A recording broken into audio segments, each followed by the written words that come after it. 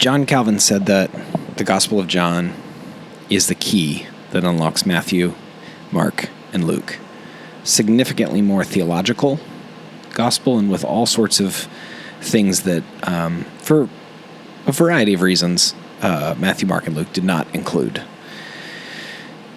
And 7 of the more important statements that are so much more explicit in John's gospel are the I am statements. Jesus makes these in the synoptic gospels, Matthew, Mark, and Luke, but John expands and helps us understand better what he's getting at when he claims his divinity, or explains, depending on, that begins the second we receive him by faith. The door leading us to abundant life. It says he's the vine. This is an image in the Old Testament for the nation of Israel. And now he's saying that Jew and Gentile who put their faith in him are part of the family of God. He says he is the way, the truth, and the life. And those are, while those are 3 different things, they're in one statement in John chapter 14. And boy, that's a big, bold statement.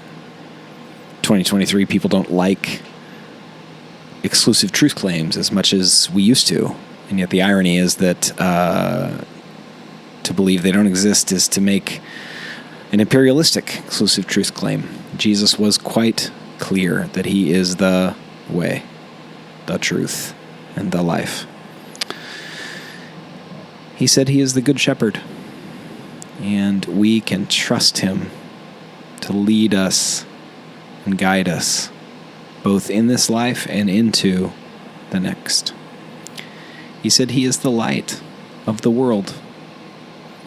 John expands on this in one of his letters to the churches, and the Greek gives a lot of negatives to it, and I heard a pastor say it once: in him there is no darkness, no darkness at all. And in a dark world, with our tendencies towards darkness, with our fears, shame,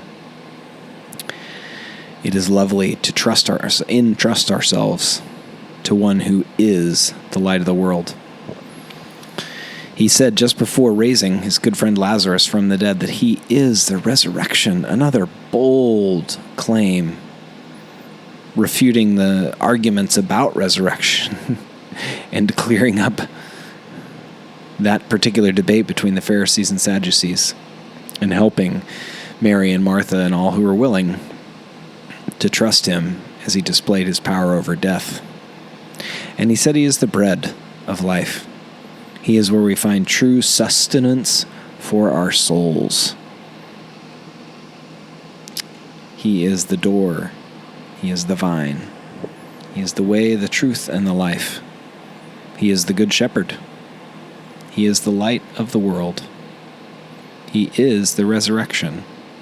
He is the bread of life.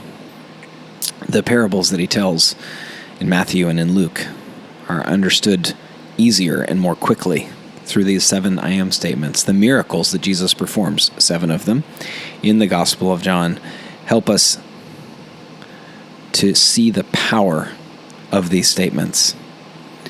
And yet they're all simple, as some of our most profound theology is. They remind us Jesus frees us from our old ways, from the world, from the curse and sin and death, into by being the door. Jesus engrafts us into life-giving life as the vine. He guides us, settles our minds and our decisions as the way, the truth, and the life.